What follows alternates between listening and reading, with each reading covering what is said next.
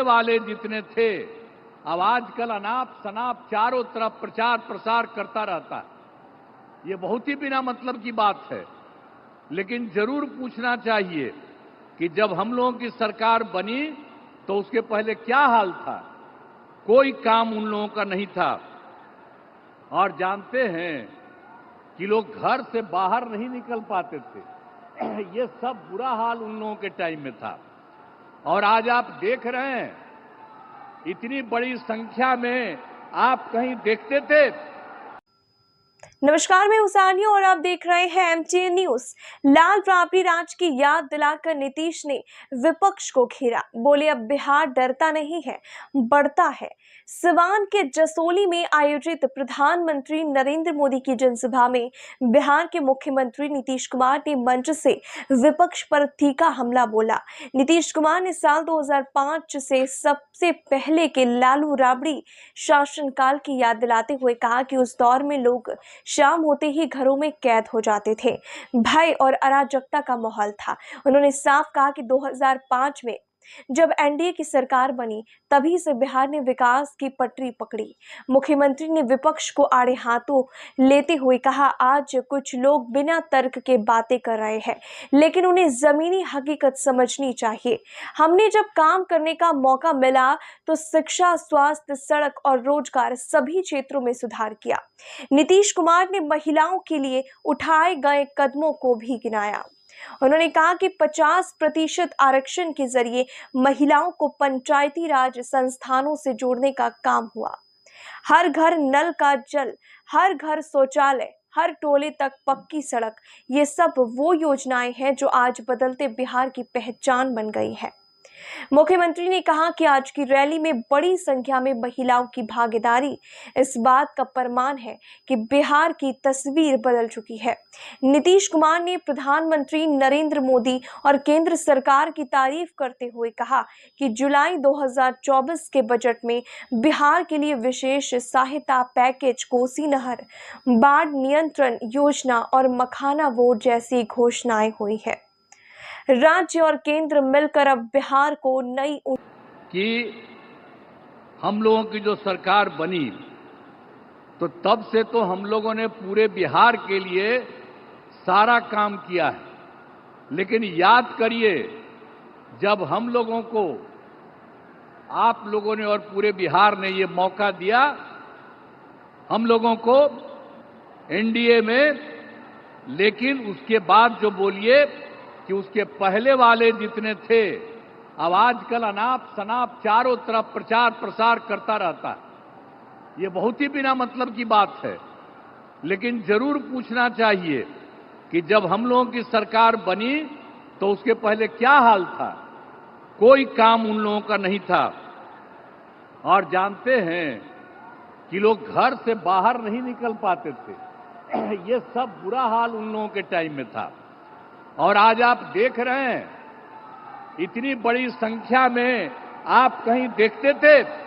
आज आप इतनी बड़ी संख्या में जो सब हम लोगों के आदरणीय प्रधानमंत्री जी श्री नरेंद्र मोदी जी की बात को सुनने के लिए आप यहां पर पधारे हैं इतनी बड़ी संख्या में, मैं आपका अभिनंदन करता हूं। अब सब लोग यहां पर देखिए, लड़की भी है, लड़का भी है, कितनी ज्यादा महिलाएं हैं, तो सब कितना हुआ। अब पहले कुछ महिला का काम किया था जी, और जब हम ही लोगों की सरकार आई तो हम लोगों ने महिलाओं को क्या दिया? 50% का आरक्षण 100 में ही किया, और साथ में शहरी क्षेत्र में 4 साल हो गया। कितना काम किया, एक एक तरह से हम लोगों ने काम किया सब जगह। तो जो कुछ भी मौका मिला है वो सब मौका हम लोगों को मिलता रहा है। और हम लोगों को जब मिला, शुरू से ही शिक्षा और स्वास्थ्य के क्षेत्र में विशेष ध्यान दिया। राज्य में बड़े पैमाने पर पुल पुलियों का निर्माण कराया, और 7 निश्चय जब चल रहा था हम लोगों का, तो हर घर बिजली, हर घर नल का जल, हर घर शौचालय, टोलों की पक्की सड़कों को जोड़ने का काम पूरा किया गया। अब इसके बाद भी जो नई बसावटें या किसी का नया घर बन रहा है, हम लोग सब के लिए ये सारा काम दे रहे हैं। हर घर शौचालय तथा टोलों को पक्की सड़कों से जोड़ने का काम पूरा हो रहा है। हर घर बन गया है, उसमें भी हम सिर्फ पूरा किया जा रहा है। इसी साल हम लोग सोच लिए हैं कि उनको भी ये सारा काम कर दिया जाए। युवक युवतियों को सरकारी नौकरी, रोजगार सब कुछ उपलब्ध किया गया।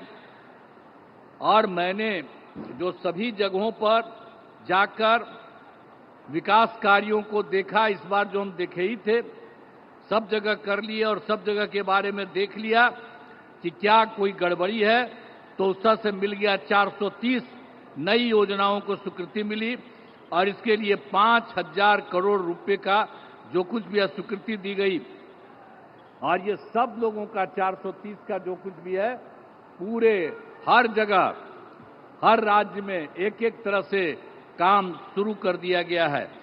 और इसके और यहाँ पर जो है सिवान या गोपालगंज या सारण जिले में कई विकास परियोजनाओं की स्वीकृति हर जगह से दी गई है।